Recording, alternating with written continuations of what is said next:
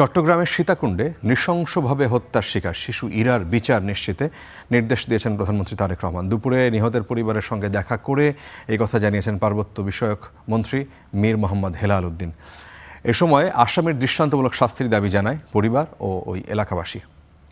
এদিকে শিশু ইরা হত্যায় মূল অভিযুক্ত বাবু শেখ কারাগারে পাঠানো হয়েছে।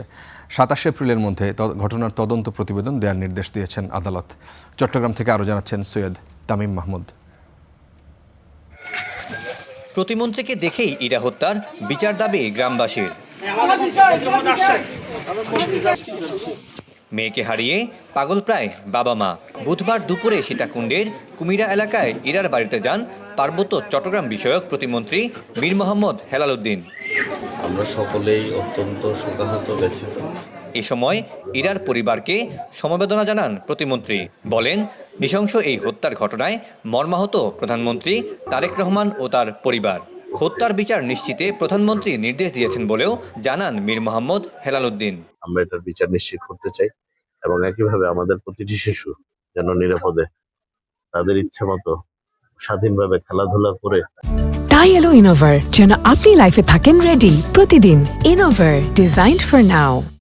তাদের শৈশব কৈশোর থেকে নিয়ে যৌবন পর্যন্ত শেষ জীবন পর্যন্ত তারা যেন বাংলাদেশী নাগরিক হিসেবে সেই সুরক্ষা পায়, এই জন্য আমরা সর্বাত্মক চেষ্টা চালিয়ে যাব। সেই সাথে জিয়া ফাউন্ডেশন থেকে শিশুটির পরিবারকে সহায়তা করার আশ্বাসও দেন মীর মোহাম্মদ হেলাল উদ্দিন।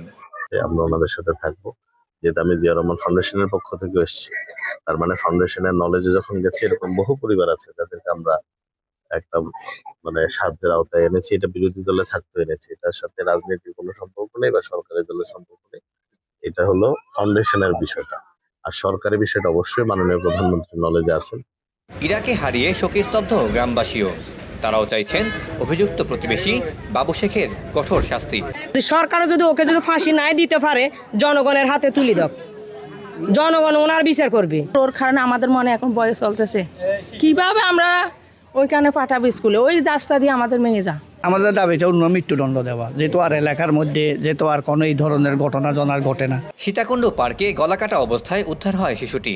চট্টগ্রাম মেডিকেলে 3 দিন চিকিৎসাধীন থাকার পর মঙ্গলবার ভোরে মারা যায় ইরা। পারিবারিক দ্বন্দ্বের জেরে শিশুটিকে নির্যাতনের চেষ্টায় ব্যর্থ হয়ে হত্যার কথা স্বীকার করেছে অভিযুক্ত প্রতিবেশী। Syed Tamim Mahmud, Star News, Chittagong.